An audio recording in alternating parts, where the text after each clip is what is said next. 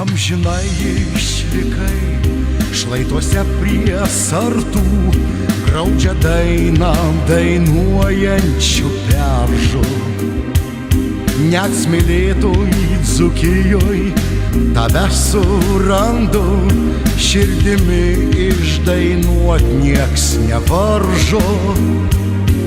Tolimiausias Atlantas putotais purslais tavo ilgesį posmais išlieja. Karo vieškelių dulkes veidais kruvinais dovanojai mūs tėviškei mielai. Nebekirsim beržų prie melsvųjų sartų, prie kiekvieno priglusime skruostų. Paklausykim širdim jų ošimo kartu, tavo posmais jie moka paguosti. Paulius Širvys gimė 1920 metais Dusetose. Jis išgyveno karo laikus, buvo partizanų ryšininkas, vėliau dirbo mokytoju, bibliotekininku ir aktyviai dalyvavo kultūrinėme gyvenime. Šį vakarą prisiminsime ne tik Pauliaus Širvio gyvenimą, bet ir jo kūrybos paveldą, o taip pat pagerbsime naująjį literatūrinės Pauliaus Širvio premijos laureatą. Tad kviečiu pasinerti į poezijos, muzikos ir teatro pasaulį. Viešosios bibliotekos suaugusiųjų literatūrinis teatras Juodai baltas sukūrė poetinę kompoziciją Iš širdies plėšau žodį pagal Alfo Pakėno knygą Palik tik dainą man. Akordeonu grojo Rimantas Streikys.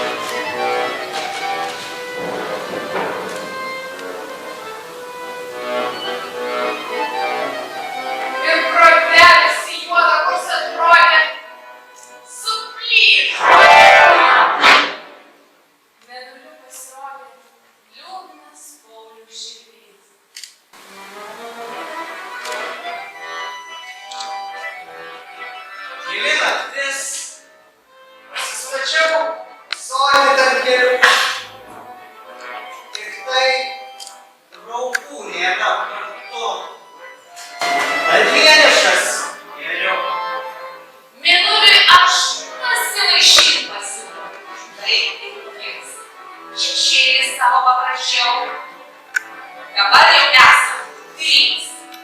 Tik tai mėnulis pamaniau išgerti mokėsmenę, o ir šešėlis, nors jis visur lydės mane.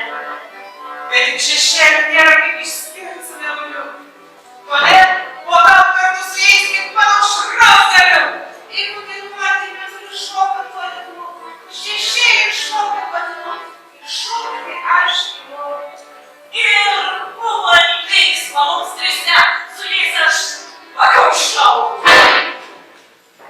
Apsvaigus, vaizdyksi puto, išsklido tokia savo. Nesivertęs, lygiamas, pro langą įsirango mėnulis, ir tas, radęs kitą, ir vėl įsirango. Eina lenta kitur, pas kitas. Ir vėl gyvenime viena klajoti teks.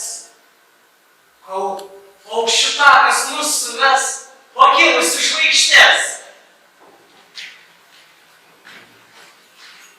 Spygliuotos žvaigždės, spygliuotos akys, spindi skausmų spygliuotų tarp dievų, mirtis ir laisvė. Abi per vieną skrydį, per vieną skrydį visumą. Tyra širdžiai, visi mažakai, bet gyvenimą laimi plėtai, nes jie skelbė, tai gyvena kvapiai ir lėtai. Tyra širdžiai, ranka geležinė, lepūnėliai balselis švelnus, čiulba priesaikas draugui tėvynė, jo kai reikia, parodo kulnus.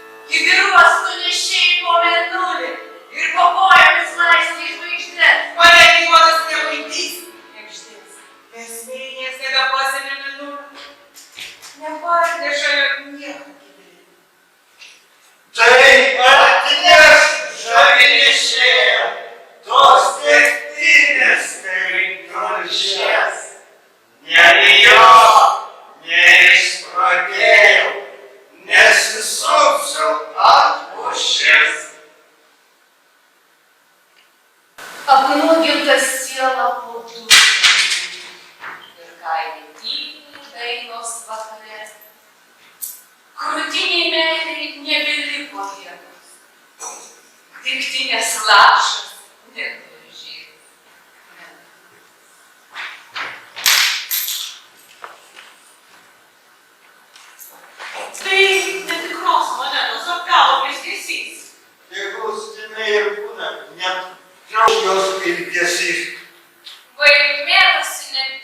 juodasis monetas. Ir žodis, neapsakomai skaudus. Nutolau, toli nutolau. Nutilo, ir šalės, linksmas. Ilgesi per žuvėdrų klyksmas ir pasiliks man. O tobuliai, žalieji tobulai, prie viešką, prie kelių nešaudymis mano soplių, žalieji tobulai. Į tolius balsas, tolių ir nutolų, palikęs aukštus tobulius. Iš tolo, Ola! Atsimeni gal vėl savo pirmąją meilę, mergaitę, toli nuo prarasto vyro. Ola! Kur tu? Tik savęs, lyg praeinančių kaustų. Slapčia, kaip lydėta iš tolo. Iš tolo, Ola! Nutolo. Paola! Neatsilieka kažkokiama Paola. Belieka lyg žuvėdrai pamojuot.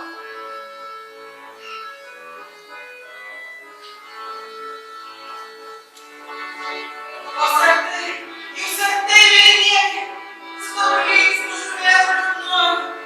Pamylėjau aš jums, pamylėjau. Sartai vis laukia savojo poeto, supuodami naktį į vieną žvaigždės. Kiek buvo daug tylėti ir kentėti, tik negailėti kažkodėl širdies.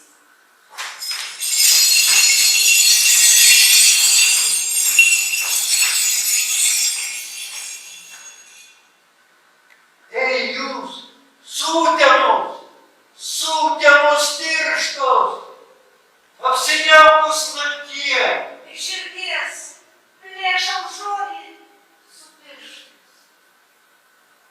Paskutinį. Sudie.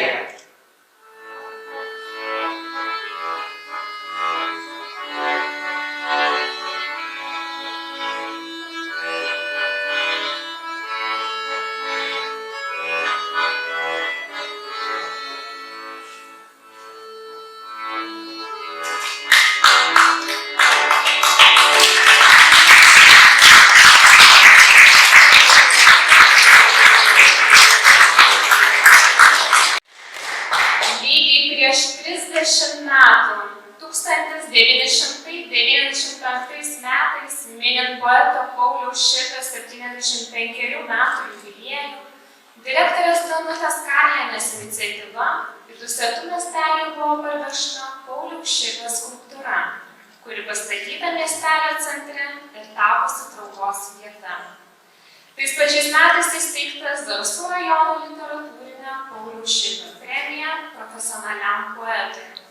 1995 metais pirmoji Pauliaus Širvio premija buvo įteikta Marcelijui Martinaičiui. Antroji Vytautui Skripkai, vėliau Stasiui Jankauskui, Onei Baliukoniai, Feliksui Jakubauskui. 2010 metais jubiliejinė Pauliaus Širvio premija skirta poeto 90-osioms gimimo metinėms atiteko Juozui Erlickui. 2015 metais poetui Antanui A. Jonynui. 2020 metais literatūrinė Pauliaus Širvio premija įteikta poetei Jurgitai Jasponytei Burokienei. O šių metų literatūrinės Pauliaus Širvio premijos laureatą kviečiu paskelbti Zarasų rajono merė Nijolė Guogienė. Šiandien Zarasų kraštas vėl skamba poezijos balsu. Prisimename mūsų poetą Paulių Širvį, tą, kuris mokėjo žodžiais išsakyti taip, kaip šlama medžiai, spindi vanduo, plaka širdis. O kūrybos spindesiu šiandien dalijamės su jumis, gerbiamas Mariau Burokai, skiriama jum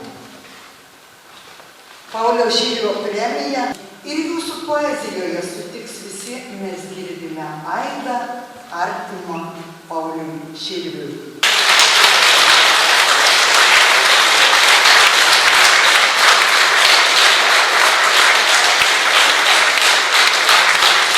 Susimąsčiau ką iš tikrųjų galėtų man reikšti Paulius Širvys.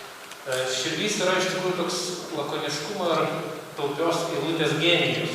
Dar kartą ačiū už įkvėpimą ir už apdovanojimą. Poetas, vertėjas, literatūros apžvalgininkas Marius Burokas yra vienas garsiausių šiuolaikinės profesionalios poezijos kūrėjų Lietuvoje. Leiskite dar kartą šalia savęs pakviesti Marių Buroką, kad jis pasidalintų savo mintimis ir kūrybą. Mes žinome, kad jūs dažnai važiuojate į karą nepuojančią Ukrainą, pas kariaujančius ir kuriančius ukrainiečius.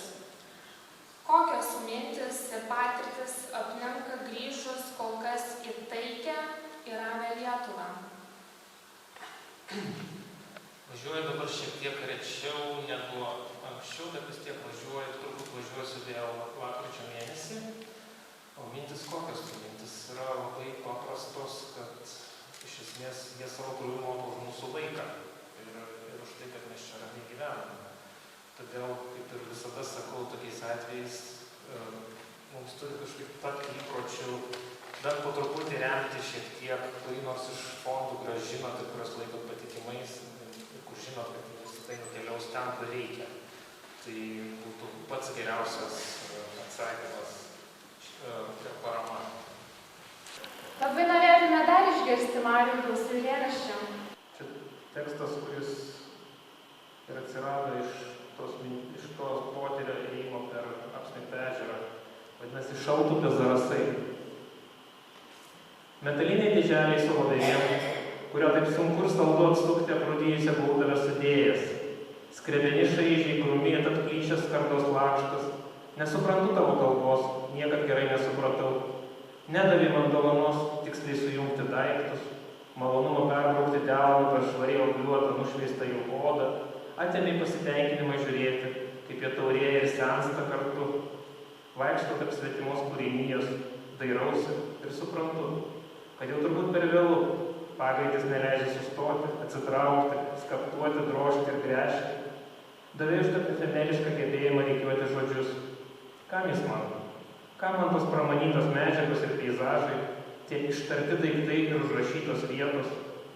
Esu eilutės stalius ir verlibro puodžius, popierinių baldų dailydė, išversto išvirkščio teksto siuvėjas, vėjo amatininkas, dygsniuojantis baltą begalinį ritinį. Mano pėdos ten, kilpuojančius per apsnigtą ežerą.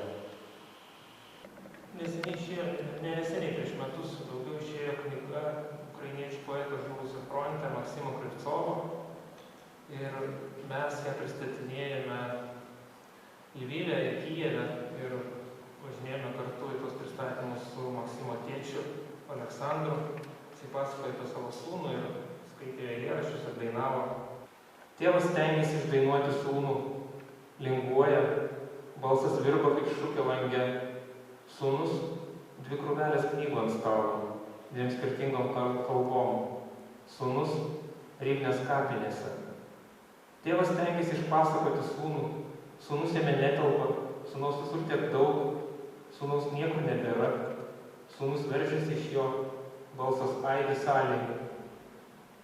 Tėvas stengėsi išgirsti sūnų, varto rankose jo dovanotą mobilųjį, sūnus ten, pikselis tarp pikselių. Tėvas stengėsi pamatyti sūnų, vis kilsteli galvą, apsidairo, dairosi taip, tarsi sūnus būtų staiga paleidęs jo ranką ir dingęs minioje. Motina mums perduoda jos pačios leistą maldyną. Ant viršelio sūnus ir katinas. Miega abu blindaže. Ačiū. sceną kviečiu Zarasų rajono savivaldybės vicemerę Giedrę Gerdą Šeirę. Sveiki, poezijos gerbėjai, labą dieną ir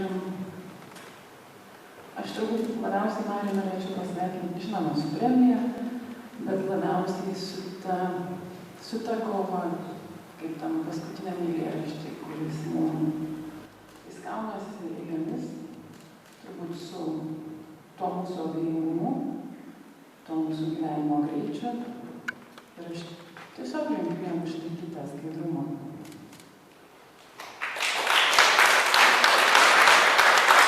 Sveikinimo žodį kviečiu tarti poetą, vertėją, Lietuvos nacionalinės kultūros ir meno premijos laureatą, literatūrinės Pauliaus Širvio premijos laureatą Antaną A. Jonyną.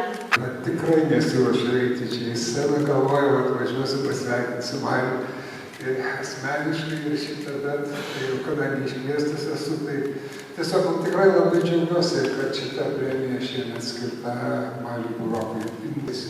O čia tokia, noriu įteikti tokią dovaną. Tai tiesiog pasakymas, pavadinimo poezija.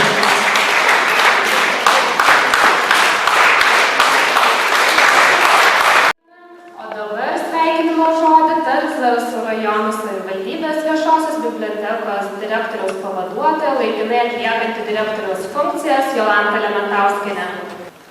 Pradėdama kalbą, iš karto pasakysiu, kad pacituosiu Mariaus eilėraščio eilutes, perfrazuodama. Šiais metais daugiau skaičiau paties eilėraščio ir kuo daugiau skaičiau, kad ir tą patį eilėraštį, tuo labiau supratau, kokie jie gilūs, kokie jie išmintingi, kiek juose tiesos.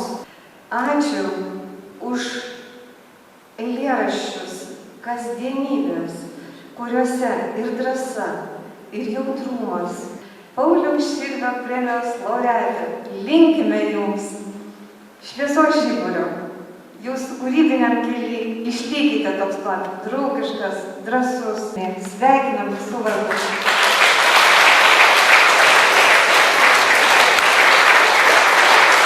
Kviečiu Zarasų Pauliaus Širvio progimnazijos direktorę Aldoną Navickienę.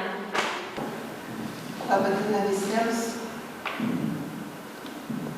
Vakar, pirmadienis, ėjau į darbą. Ir daržai sveikino žodžiais, lapais. Tiesiog krito lapai oro.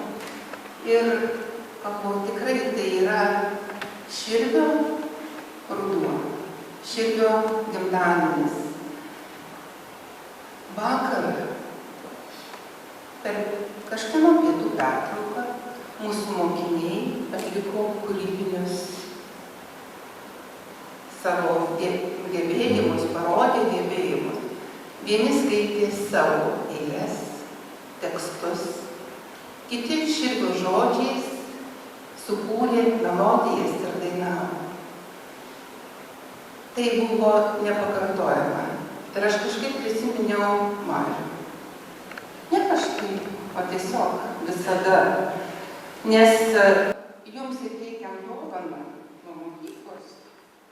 Dovana yra ne šiaip savo, yra labai tinka šiandienos žodžiams, kurie sveikino, kad šviesa būtų, kad būtų kūrybiškumas. Mes jums įteikiame angelą.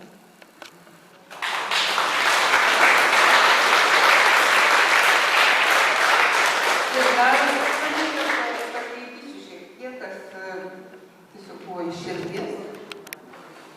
Tai žodis gali tapti švyturiu, vedančiu tiesos ir grožio link, kad jūsų kūryba girdima ir reikalinga.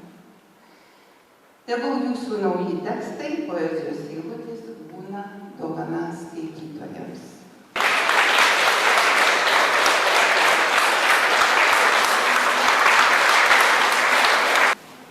Tai ką, dėkoju visiems, kad šiandien kartu prisiminėme poetą Paulių Širvį, jo gyvenimą, kūrybą, kūrybą, išgirdome teatro, muzikos ir poezijos balsus, kurie dar kartą priminė, kad Paulius Širvys vis dar gyvas.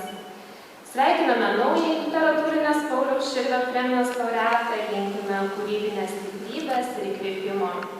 Ačiū visiems, kurie šį vakarą buvote kartu. Kviečiame visus pratęsti bendravimo Kavos klube, bibliotekos priestato 3 aukšte.